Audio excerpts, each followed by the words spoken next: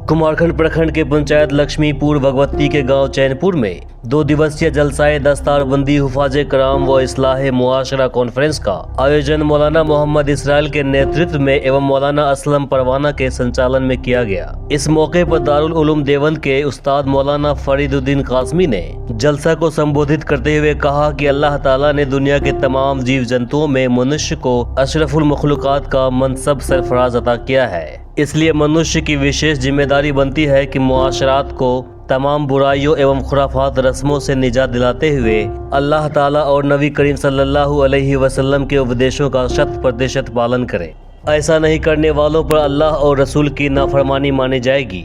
उन्होंने आगे कहा कि समाज में फैली बुराइयों जैसे हराम व हलाल की पहचान खोना, माँ बाप की नाफरमानी करना व बड़े छोटे की इज्जत और कद्र न करना आम होता जा रहा है। नौजवानों में बढ़ते अपराध प्रवृत्ति, शराबखोरी और गलत संगत में पड़कर अपने हंसती खेलती जिंदगी को बर्बाद करने के रास्ते पर ले जाने से परहेज की कवायद पेश की है। कि कुरान करीम ने जिसको हलाल किया है हम उसका हलाल का पीदा करते हैं, हलाल समझें। जिसको कुरान करीम ने हराम किया है हम उसको हराम माँ के पास लेकर गए। उन्होंने कहा कि बहन ये तो बताओ कि इस बेटे को तुमने क्या सिखाया, कैसी तरबियत की कि अभी पहला ही दिन मेरे मकतब में आया और इतने सारे कुरान करीम पढ़ दिए। माँ ने कहा तो भाई बात ये है कि जब ये बच्चा अल्लाह ने मुझे मेरे पेट में अता किया तो मेरा मामूल था कि मैं इतना कलाम पाक पढ़ के सोया। वहीं पूर्णिया से आए हजरत काजी सैफुल्लाह चतुर्वेदी ने कहा कि लोगों को शिक्षा के प्रति जागरूक होना पड़ेगा। जहां शिक्षा होती है वहां से बुराइयां खुद ब खुद भाग जाती है और वहां के लोग तरक्की के रास्ते पर चलने लगते हैं। उन्होंने आगे कहा कि शिक्षा कौम को बर्बादी से रोकती है, सही और गलत की पहचान में फर्क बताती है, इसलिए हर घर में तालीम होना बहुत जरूरी है। इस मौके पर जलसा में कई जगहों एवं जिलों के कोने कोने से तशरीफ फरमाए उलमाए कराम ने धर्म ग्रंथ का हवाला देते हुए तमाम धर्मों के उपदेशों में एक जैसी नसीहत होने की बात कही और फरमानों की रोशनी में एक दूसरे धर्म के बुजुर्गों का एहतराम करने की तकलीन पेश की। कुरान शरीफ बताता है कि अल्लाह ताला ने हर कौम की हिदायत के लिए उसी में से नबी होने का जिक्र किया है, लिहाजा हर धर्म को इज्जत की निगाह से देखने एवं दूसरे धर्म के खिलाफ बोलने से बचने की नसीहत पेश की।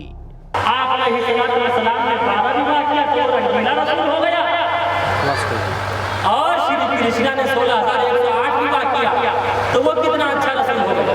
लेकिन हमारा काम किसी भी धर्म पर या किसी भी धर्म गुरु को ऑब्जेक्शन करना नहीं है, एतराज करना नहीं है, इसलिए कि हमारे पुरखों ने और हमारे धर्म ने हर धर्म का सम्मान किया है।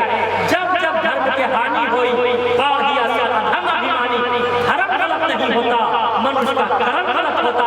आज हाथ में माला है, गले में माला है, लेकिन दिल शराब का काला है।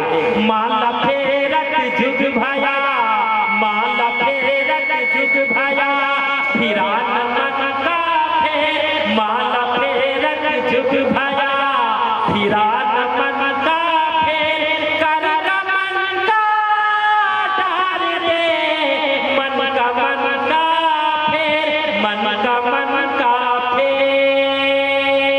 धर्म गलत नहीं होता, मनुष्य का कर्म गलत होता है। आज जरूरत है हम सब हिंदू मुस्लिम अपने कर्म को ठीक करें। इंशाअल्लाह हम सब अपने कर्म को ठीक करेंगे। मुंगेर से आए हजरत मौलाना मोहम्मद कौनेन ने दहेज प्रथा को लेकर समाज में फैल रहे कुरीतियों का जमकर विरोध किया। दहेज के लालची दानवों पर जमकर बरसते हुए कहा कि इस मनहूस प्रथा को समाप्त कर बेटियों को उच्च स्थान दिलाने में सामाजिक व्यवस्था को इसके लिए तैयार करना वक्त की अहम जरूरत है। आज के दौर में लड़के की बोली लगती है, जो जितना पढ़ा लिखा है उसकी उतनी ही बड़ी बोली लगती है।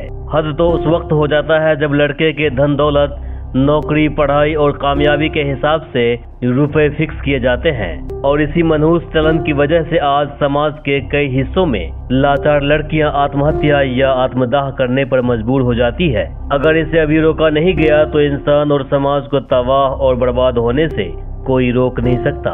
जैसे बेटा हुआ 25 साल के, अब बाप निकला बड़का कटोरा लेके कि कहाँ ज्यादा भीख मिलेगी। बेटा अगर डॉक्टर है तो 4 लाख, इंजीनियर है तो 6 लाख, और इसी तरीके से और किसी ऊंचे ओहदे के ऊपर है तो 4 चक्का सीधे 8 लाख 12 लाख। मेरे दोस्तों, मेरे बुजुर्गों, एक आदमी, एक शख्स अगर मस्जिद के गेट पे, मंदिर के गेट पे भीख मांगता है, उसको क्या कहते हैं? बोलिए ना, भिखारी कहते हैं। वो भिखारी तो फिर भी गनीमत है कि अल्लाह और भगवान के घर में मांग रहा है, और उसको हम और आप 10 और 20 का नोट दे दें तो बड़ा खुश होता है, दुआ देता है। लेकिन ये भिखारी इतना बड़ा भिखारी है, इतना बड़ा इंटरनेशनल भिखारी है कि 10 और 20 की इसको जरूरत नहीं है। ये रात को रिवॉल्वर लेके नहीं, दिन के उजाले में इस स्कॉर्पियो पे बैठ के और राहत रूह तेल सर में डाल के और 10-20 को लेके दिन के उजाले में जाके बेटी वाले के सामने मुंह का कटोरा खोलता है। और इसका कटोरा छोटा नहीं होता कि 10-20 डालो तो कटोरा भर जाए, इतना बड़ा कटोरा होता है कि फ्रीज को उसमें चला जाए, वॉशिंग मशीन को उसके अंदर चला जाए, टीवी को उसमें चला जाए, कूलर को उसके अंदर चला जाए, इतना बड़ा इसका कटोरा होता है। पूरा मोहल्ला, पूरी बस्ती दे दो उस कटोरा के अंदर समा जाए। वो लोग कब तक खाओगे इस माल को? कब तक गरीब बेटियों के बाप के खून को चूसोगे? मैं आपको बता देना चाहता, सुबह हैदराबाद के अंदर एक बाप ने अपनी बेटी को विदा किया। तीसरे दिन ये खबर आई कि आपकी बेटी अब इस दुनिया में नहीं रही। वो बाप जाता है और बेटी के आखिरी कफन दफन का जो मामला है उससे फारिग होने के बाद घर दोबारा वापस आता तो किसी ने उसके तकिए के नीचे से वो पर्चा निकाल के देता है जो मरने से पहले बेटी बाप के नाम लिख के जाती है। बाप उस पर्चा को पढ़ता है, उसके अंदर क्या लिखा हुआ था कि अब्बू जान, मैं तो जहेज के ताने सुन सुन कर मैं जा रही हूँ इस दुनिया से, लेकिन मैं आखिरी पैगाम दे के जा रही हूँ। हो सके तो दुनिया के हर बाप तक जिसके कोख में अल्लाह ने बेटी दिया है उस तक ये पैगाम पहुंचा देना, ताकि वो बाप जब अपनी बेटी को दुनिया के तमाम जहेज के साथ उसको भेजे तो उसको 2 गज कफन का टुकड़ा भी दे दे। ना जाने जिंदगी के अंदर कौन सी ऐसी रात आ जाए जो जहेज के ताने सुनकर आखिरी मंजिल और वो फांसी के फंदे पे लटक जाए। कम से कम बाप का दिया हुआ कफन का वो टुकड़ा तो होगा जिसमें वो सुकून की नींद हो सके। ओ लोगों, आज हमारी बेटी हमसे कफन मांग रही है, आज हमारी आयशा आज दरिया के अंदर छलांगे लगा रही है, हम अपने घर को चमकाने में लगे हुए हैं, हम अपनी गाड़ी और बिल्डिंग को चमकाने में लगे हुए हैं। ओ लोगों, कब तक खाओगे इस पैसे को? कब तक खाओगे इस माल को? एक ना एक दिन ये दुनिया छोड़कर आपको जाना है। कभी किसी न किसी पुलिस के जेब में आपको देना है, किसी न किसी वकील के कोर्ट में आपको जाकर के जमा करना है। मेरे दोस्तों, तौबा करो इससे। दुनिया के किसी मदरसा के अंदर चले जाओ, दारुल उलूम देवबंद में चले जाओ, खानका जामिया रहमानी के अंदर चले जाओ या अपने मदरसे के अंदर चले जाओ और मुफ्ती साहब से पूछो कि ये जहेज जो है शादी के अंदर मुतालबा करना और ये मान लेना कैसा है। खुदा की कसम, पूरी दुनिया से यही जवाब आपके पास आएगा कि जहेज के अंदर जो मांग कर माल लिया जाता है, पैसा लिया जाता है, वो हराम है, हराम है, हराम है। तौबा कीजिए, अल्लाह तबारक व तआला हम सबों को अक्ल सलीम अता फरमाए। वहीं जलसा में शिरकत कर रहे लोगों को कारी फयाज अहमद, कारी मुजम्मिल हयात और मौलवी अब्दुल्ला अता ने अपने नज्म और नात शरीफ से समा बांधे रखा। उन्होंने इसके जरिए अल्लाह और उनके रसूल की बातें की और लोगों को इस्लाम का पैगाम दिया। मस्जिद मिंबर भी खूबसूरत है। सुनिएगा, जहाँ जहाँ अच्छा लगे आप बोलिएगा, मुझे बोलने की जरूरत ना पड़े कि आप सुभान अल्लाह बोले, आप बोलिएगा कि नबी का मस्जिद मिंबर भी खूबसूरत है।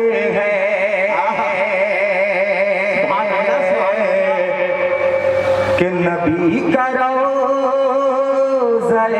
अतहर भी खूबसूरत है। पूरा मजमा तैयार हो जाए सुनने के लिए, तैयार है सुनने के लिए? तब पूरा मजमा तैयार होकर सुने। जहां जरूरत पड़े सुभान अल्लाह की दोनों हाथों को उठाए कहें सुभान अल्लाह, सुभान अल्लाह। कि नबी का मस्जिद मिंबर भी खूबसूरत है।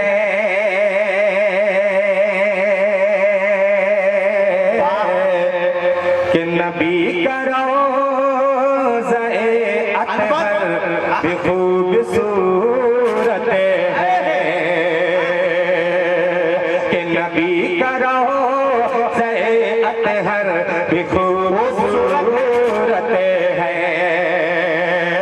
कि जमाल रूह मुनव्वर भी खूबसूरत है, कि कलाम शाह पैगंबर भी खूबसूरत है, कि कलाम शाह पैगंबर भी खूबसूरत है, कि सुनहरी जालियां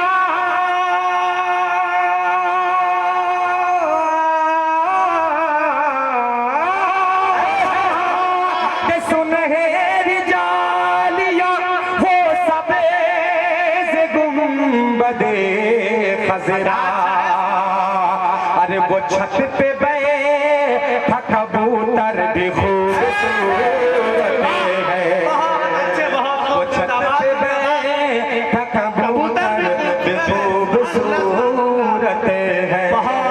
थोड़ा डिले या खुदा अपने बंदों पे कर दे करम, तेरा बंदा जो से गुनहगार है।